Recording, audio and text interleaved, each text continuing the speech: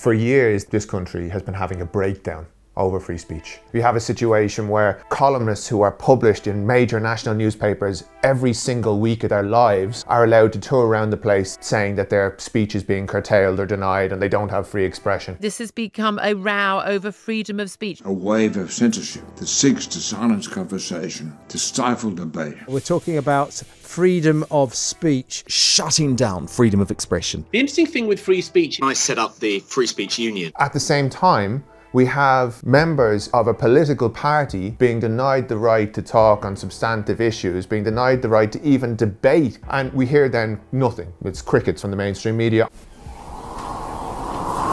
That obviously doesn't come under the free speech debate. I think the right's understanding of free speech comes down to your right to be able to offend people. What you can and what you can't say before someone starts shouting either the R word, racism at you, or I word, Islamophobia at you. And it is born out of a feeling that they should be able to say what they want without consequence. It's time now to mock Islam and to ridicule individual Muslims.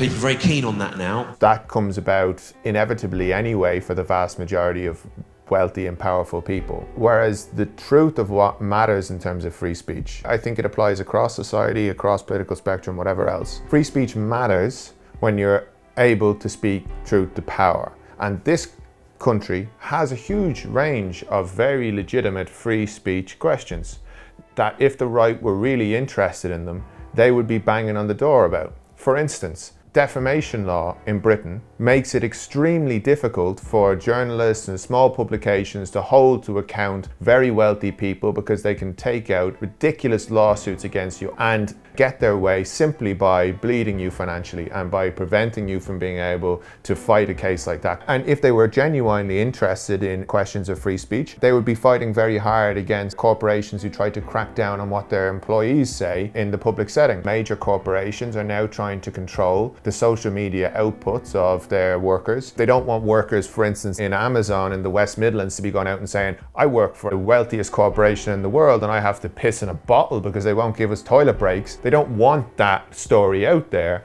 And that's a pretty good case, you would imagine, for a free speech crusader to be taking up, but they never do. If I were Amazon and I had the capacity, I'd fire everybody who strikes right now and I'd bring in workers who are willing to work. The sad thing about this, in my view, is that we gave them the space too much. We allowed this question of the people's right to say things and to speak to be determined on the right wing's terrain. What we're seeing now is this turning of the left's language back on itself, and it comes from real problems of understanding that informed so much of what the left has said and done in recent years, where people believed that the speech question could be divorced from the question of power. That we could set up all of these kind of rubrics of what you're allowed to say in public and that we could hand them over to major social media corporations and that wouldn't then be turned back on the left at some future point. Free speech is always a question of your ability to project and convey your speech and who decides what is legitimate speech and what isn't, and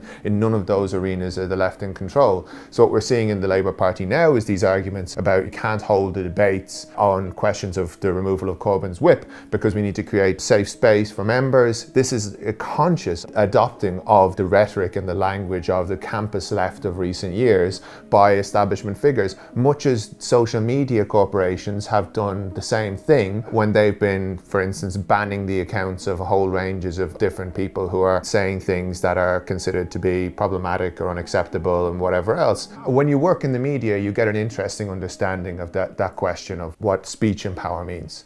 Because of course there is this idea that the media and the press is really about investigating injustices, these intrepid reporters who are out there fighting to discover the truth about society. When you're in it, you see much more what it is, which is in countries like Britain, where a majority of all the papers people read every day are owned by two corporations, the Daily Mail Group and News UK. It's a means for people to project, extremely wealthy people, moguls, to project their ideas across society using these media outlets. And when you think of what that means in terms of speech, It means that people's right to say certain things, their right to get platforms, is all conditional on how much they appeal to the politics of the people who own the media outlets and are able to therefore project those opinions across society. So there's always been this relationship between speech and power, and our right to say things, and our right sometimes, let's be frank as well, people's right to say things and be wrong and then be educated and be brought around.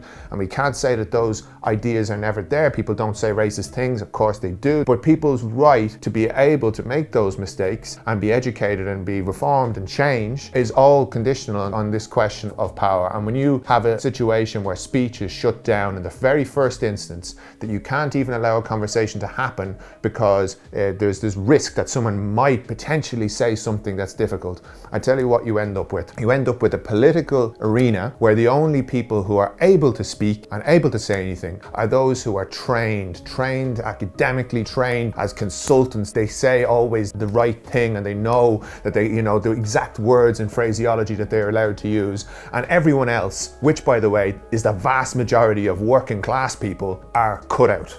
They're cut out of the political arena altogether because they don't have that kind of rubric. They don't have the terms that you are and aren't allowed to use and nailed down. And that is really a situation the left should never have allowed to emerge. But so much, unfortunately, of our misunderstanding of the nature of language, speech and power has allowed the right to now co-opt it from us. And what we've now ended up with is a whole load of charlatans who don't care about real free speech issues.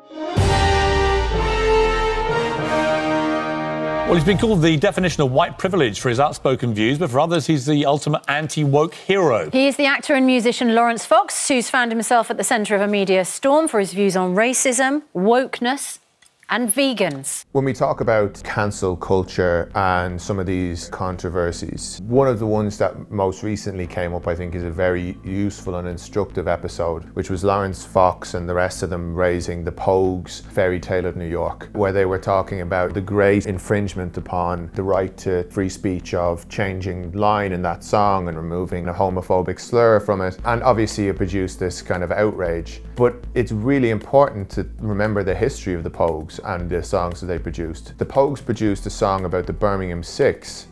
Shane, why did you write this particular song? It was to try and get him out, because I don't think they did it. A song that told the truth about that case before the truth came out. We were alleging that some people who were convicted in British courts were innocent, and that we were alleging that Irish people could be disadvantaged in British courts. It was a song that talked about the Birmingham Six and the Guildford Four having been taken in, forced to give false confessions, beaten up, tortured, all things that we now, by the way, know to be true, and fitted up for crimes they never committed. And that song was banned on the radio in this country under anti-terror laws. The latest item to be banned is a pop song by the cult group The Pogues called The Streets of Sorrow. It's a protest song about the jailed Guildford Four.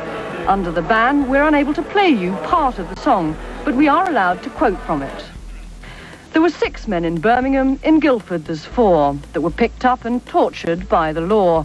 And the filth got promotion, but they're still doing time for being Irish in the wrong place and at the wrong time. It was not played. The Pogues were a hugely popular band and they were written out of British popular culture for a period around producing that song because it was seen to be too challenging to the dominant order here. And at that time, we didn't hear a damn word from right-wing free speech champions. There was no mass campaign being run by the Telegraph on any of these people to defend the rights of the Pogues, to say what was actually true about people who are locked up unjustly in this country for crimes that they never committed. We only hear it when they want to go around the place defending their right to say homophobic slurs. And it sums up the right's idea of what free speech is about. And it is totally at odds with the real threats to free speech, which come down the line whenever power gets concentrated and people feel they have a right to determine and to impose real consequences on what people say in order to serve power. And usually that is when you've got situations like anti-terror campaigns and wars, when you've got workers who are on very little money and who really can't afford to take the risk to say what the truth is. These are the cases where the right and your ability to speak freely really comes under threat. When you genuinely feel scared at the prospect not just of a Twitter thread or a pylon or something like this. But when you genuinely feel scared that you might have a policeman knocking at your door for saying it, that you might get taken in, and your career destroyed, you might lose your wages, your jobs, your ability to support your family, that's where the threat to free speech really lies. And it does impact and has historically impacted the left so much more. You think of people in the United States going back 100 years and the battles over free speech that people like Eugene Debs waged, the presidential candidate, the socialist in the United States who won 1 million votes for the presidency from a prison cell. And why was he in prison? He was in prison because he gave a seditious speech, a speech that was against the First World War. The master class has always declared the wars, the subject class has always fought the battles. The master class has had all to gain and nothing to lose, while the subject class has had nothing to gain and all to lose, especially their lives. These were campaigns that the left had to fight, and has had to fight for 100 years, against powerful interests deciding that saying something against the establishment was too potentially risky. And the threats to your speech and your right to speak usually come almost exactly in correlation to your threat to the establishment. The ruling class has always taught and trained you to believe it to be your patriotic duty to go to war and to have yourself slaughtered at their command. But in all the history of the world, you, the people, have never had a voice in declaring war. And strange as it certainly appears, no war by any nation in any age has ever been declared by the people. If you are able to lay out a position like Eugene Debs did, which might potentially undermine millions of people's support for a ridiculous imperial slaughter in the First World War and their willingness to go and fight in that war, well then that is too dangerous for them to allow to continue. The way to free us from the scourge of war is to free ourselves from the scourge of injustice, of poverty, and the misery that's associated with that. This movement is giving that message to the British government. Stop now, or pay a political price. I think the question of victimhood in this debate is a very interesting one, because it raises the discussion over who is inflicting injustice in this society and who is receiving it. Too many people have fought too hard for freedom of speech to be suppressed by this awful woke orthodoxy.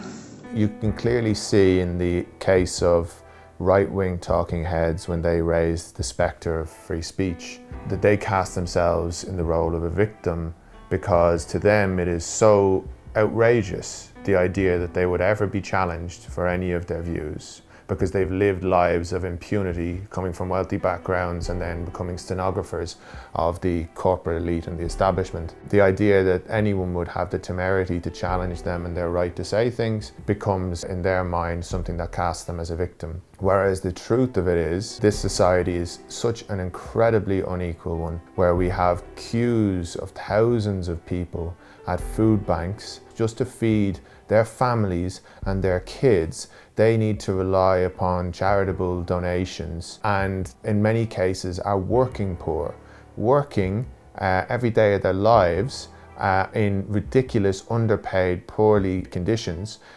with insecure hours, at the beck and call of their bosses. In many cases, big corporate elites, people who are working in retail, people who work in hospitality, it often is major corporations who are underpaying them. And these are people who have a right to have their indignation voiced. These are people who, if you're going to talk about who are victims of the system that we live under, these are people who have a right to claim that mantle. And yet they almost never do.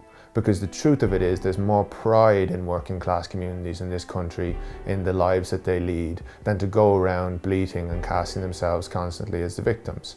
That is a pride that does not exist in the privileged elites of Westminster politics and the scions of the aristocracy of British society, who find themselves in positions of endless complaint about the injustices that they face.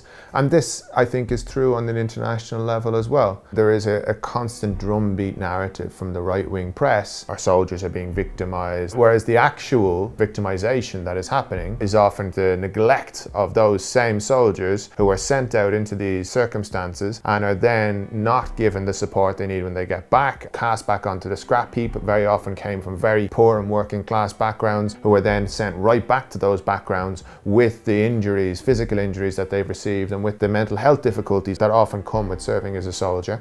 Lots of people in a small area will panic me because it sends me back to being outside that compound, being surrounded by people who were bigger than me. And the real victims beyond all of that, God forbid we ever talk about what happens beyond the shores of this country, are the people who are at the other end of the gun. People who have been invaded, have had their cities and homes destroyed, have had to deal with the consequences of their entire countries being torn up and turned into chaos. These people never appear when the victim narrative is raised. يعني هو يموت بس مو هسه.